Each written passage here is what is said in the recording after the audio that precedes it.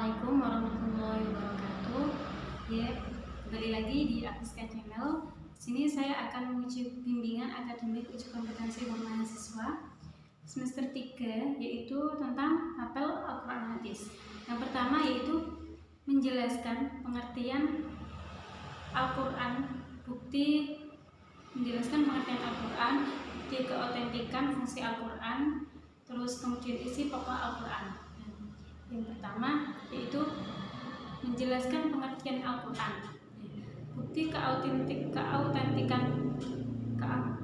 pengertian Al-Quran. Sekarang pengertian Al-Quran.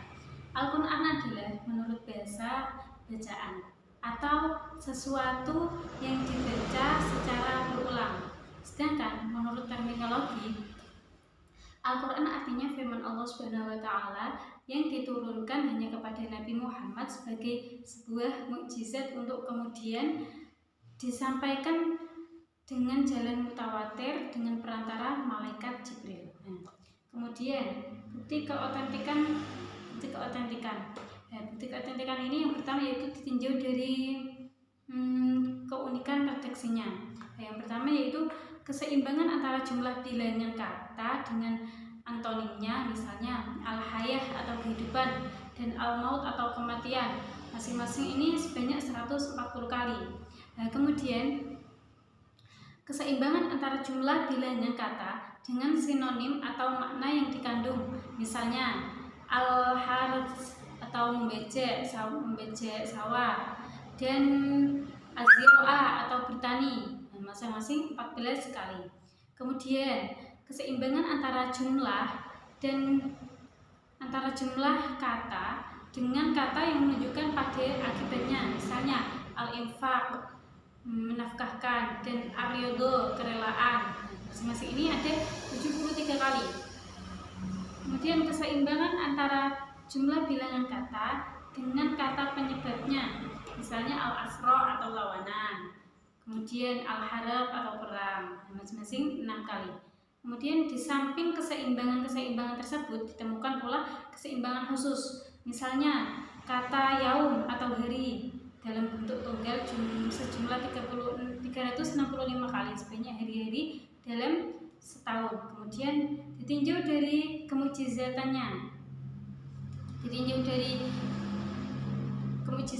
segi isi atau kandungan Al-Quran, kemudian segi bahasa Al-Quran. Segi bahasa Al-Quran ini ada kelembutan Al-Quran secara lafziyah, kemudian keserasian Al-Quran baik dengan awam maupun kaum cendekiawan, kemudian sesuai dengan akal dan perasaan, di mana Al-Quran memberikan doktrin pada akal dan hati serta merangkum kebenaran dan keindahan sekaligus.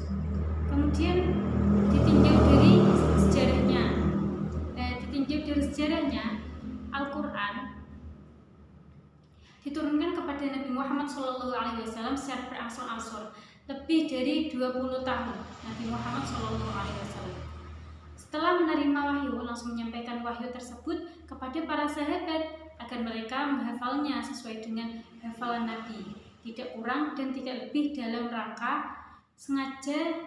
rangka menjaga kemurnian Al-Quran, kemudian memanggil para sahabat yang pandai menulis atau untuk menulis ayat-ayat yang baru saja diterimanya, disertai informasi tempat dan urutan setiap ayat dalam suratnya. Kemudian fungsi Al-Quran. Fungsi Al-Quran ini sebagai petunjuk dari Allah SWT kepada manusia.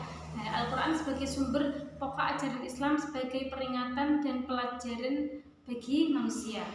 Kemudian isi pokok Al-Quran. Isi pokok Al-Quran ini melainkan ada akidah, kemudian ibadah, kemudian akidah. Tentang akidah dulu ya.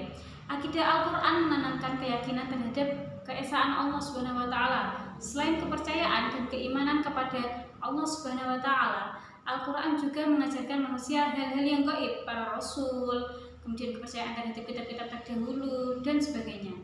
Yang kemudian ibadah sebagai bentuk ketaatan yang dijalankan atau dikerjakan untuk mendapatkan ridha Allah Subhanahu wa Ta'ala. Kemudian akhlak dalam Al-Quran. Akhlak dalam Al-Quran ini dikatakan bahwa keimanan seseorang tidaklah cukup hanya dengan sekedar iman kepada Allah, hanya Nabi, kemudian dan lainnya. Akan tetapi keimanan harus disertai dengan akhlak dan perilaku yang baik. Kemudian hukum dalam Al-Quran termuat hukum-hukum yang mengatur tentang masalah-masalah yang masalahnya yaitu masalah yang ada pada seluruh aspek kehidupan manusia. Kemudian tazkir, peringatan, kemudian sejarah atau kisah. Mungkin cukup itu tentang menjelaskan dari Al-Quran, dari pengertian Al-Quran dan lainnya. Wassalamualaikum warahmatullahi wabarakatuh.